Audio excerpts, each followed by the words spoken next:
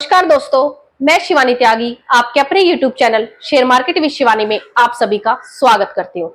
आज की वीडियो में हम बात करेंगे एक ऐसी कंपनी के बारे में जो कंपनी 2020 में 2500 करोड़ के कर्जे में थी, लेकिन उस कंपनी ने अपने बेहतरीन काम से 3 साल में अपने कर्जे को खत्म कर दिया। इसके साथ साथ अपने इन्वेस्टर्स को भी मालामाल कर दिया। उस स्टॉक का नाम है हेल, हिंदुस्तान एरोनॉटिक्स लिमिटेड। आज हम इस वीडियो में इस कंपनी के बारे में डिटेल में बात करेंगे।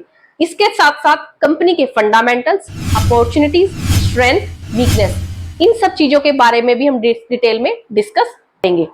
जो भी लोग मेरे YouTube चैनल पर नए हैं, प्लीज चैनल को सब्सक्राइब जरूर करें, और जो भी लोग शेयर मार्केट से जुड़े हुए हैं, प्लीज इस वीडियो को एंड तक जरूर देखना।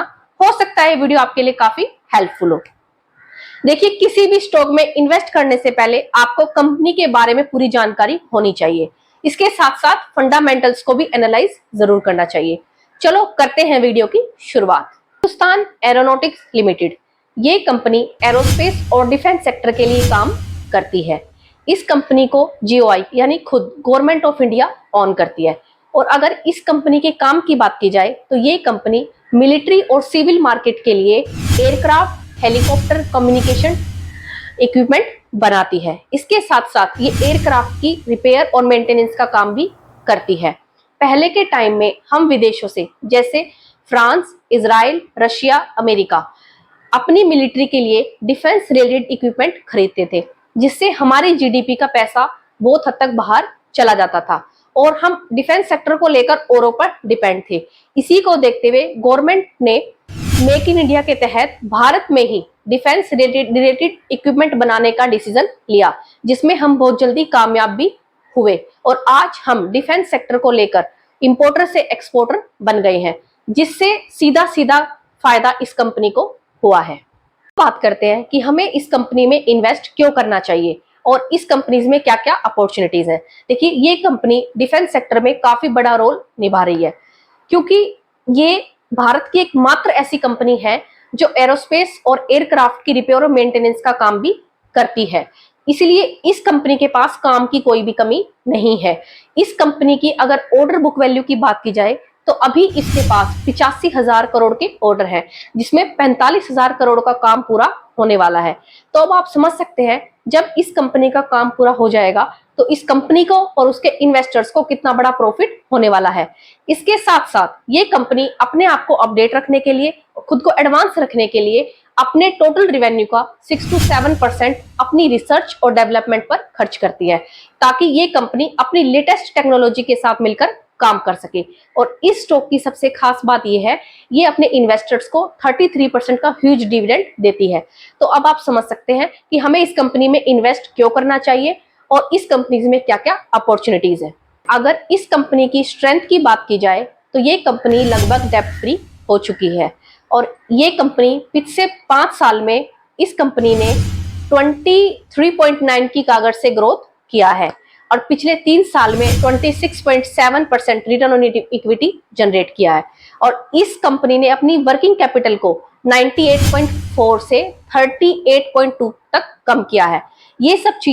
ये सब बातें इस कंपनी की स्ट्रेंथ है। तो अब आप समझ सकते हैं इस कंपनी को और इस कंपनी के इन्वेस्टर्स को लगातार प्रॉफिट क्यों हो रहा है। अब बात करते हैं इस कंपनी की वीकनेस की। ये शेयर अपनी ऑर्डर बुक वैल्यू से 10x पर ट्रेड कर रहा है और पिछले 3 सालों में इस कंपनी में 3.5% प्रोमोटर होल्डिंग कम हुई है। बट यहाँ पर आप इन वीकनेस को इग्नोर करके चल सकते हैं, क्योंकि इस कंपनी के काम और इसके फंडामेंटल्स काफी ज्यादा अच्छे हैं। आइए बात करते हैं इस कंपनी के फंडामेंटल्स की। ये शेयर अभी 3,600 पर ट्रेड कर रहा है और अगर इस कंपनी की मार्केट कैप की अगर हम बात करें तो 2,43,294 करोड़, रिटर्न ऑन इक्विटी 24%। ये company consistently dividend pay out कर रही है और ये कंपनी लो डेप्ट कंपनी है।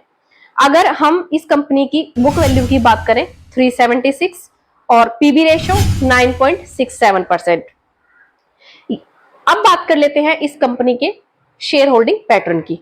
प्रोमोटर होल्डिंग 71%, फॉरेन इंस्टीट्यूशंस में 12%, mutual fund 6.5%, retail and other 6.29%, domestic institutions 2.54%। अब बात कर लेते हैं 52 वीक लो 1370, 52 वीक हाई 3677। इस कंपनी के फंडामेंटल्स काफी स्ट्रोंग हैं। अगर आप चाहे तो इस कंपनी में इन्वेस्टमेंट कर सकते हैं, लेकिन फिर भी किसी भी कंपनी में इन्वेस्टमेंट करने से पहले आप खुद एक बार कंपनी के फंडामेंटल्स को एनालाइज जरूर करें, कंपनी के बारे में पूरी जानकारी लें, ताकि आपको कॉन्फिडेंस आए कि हमारे लिए कौन सा स्टॉक बेस्ट है, कौन सा नहीं। किसी भी के कहने पे इन्वेस्ट नहीं करना है। किसी भी स्टॉक में इन्वेस्टमेंट करने से पहले अपने फाइनेंशियल एडवाइजर से जरूर सलाह लें। अगर आप लोगों को मेरी ये वीडियो अच्छी लगी तो प्लीज वीडियो को लाइक एंड सब्सक्राइब जरूर करें। मिलते हैं आप लोगों से एक नेक्स्ट वीडियो में एक नई इन्फॉर्मेशन के साथ। सभी को थैंक यू, नमस्कार, bye bye and thank you so much for watching my video.